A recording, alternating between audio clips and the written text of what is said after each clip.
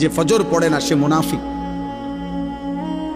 হযরত আব্দুল্লাহ ইবনে ওমর রাদিয়াল্লাহু তাআলা আনহুমা বলছেন, নবীজির জামানায় ফজরের নামাজের অনুপস্থিতি দেখে আমরা মুনাফিক চিনতাম। হযরত আব্দুল্লাহ ইবনে মাসউদ বলছে, নবীজি সাল্লাল্লাহু আলাইহি সাল্লাম কারো ঈমানের ব্যাপারে সন্দেহ করলে তাকে ফজরের নামাজে তালাশ করতেন। যদি ভাবতেন সে মুনাফিক কিনা, তাহলে তাকে ফজরের নামাজে তালাশ করতেন। 2 দিন 3 দিন ফজরে অনুপস্থিত দেখলে নবী বলতেন, হ্যাঁ আমি এমনটাই ভাবছিলাম যে আসলে সে মুমিন না মুনাফিক।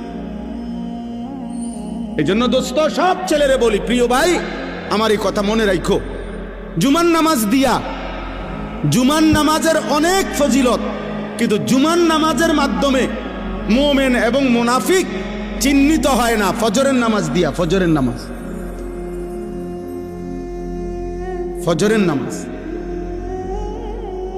তুমি তো মনে করছো জুমার নামাজ, না না, জুমার নামাজের নেকি আছে অনেক, কিন্তু তুমি মুমিন নাকি মুনাফিক এটা পার্থক্য করার প্রমাণ মাপকাঠি হলো ফজরের নামাজ।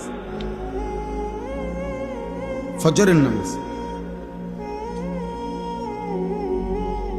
এজন্য হযরত আব্দুল্লাহ ইবনে মাসউদ বলছেন, রাসূলুল্লাহ সাল্লাল্লাহু আলাইহি সাল্লামের জামানায় চিহ্নিত মুনাফিক যারা, মানে বাস্তবিকে যারা সবাই জানতো মুনাফিক, মানুষের মধ্যে অনেক মানুষ আছে গ্রামে এলাকায় সিল মারা, এটা যে চিহ্নিত সুদখোর, এটা মানুষে চিনে, এমন আছে না? হ্যাঁ, চিহ্নিত ডাকাত, চিহ্নিত হারামখোর, এটা মানুষ চিনি কিনা বলেন?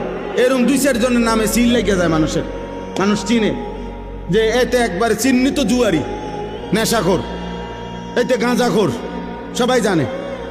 সকল থানার মধ্যে, প্রত্যেক থানায় আপনার ওই এলাকার চিহ্নিত সন্ত্রাসী, চাঁদাবাজ, চোর, ডাকাত, ছিনতাইকারী, নেশাখোর, গাঁজাখোর, ফুট্টাখোর, বাবাখোর, ডাইলখোর, হারামখোর, এগুলোর তালিকা আছে, সম্ভাব্য তালিকা এগুলো আছে, এগুলোর ফাইল থাকে, তুমি জিগাও গিয়া।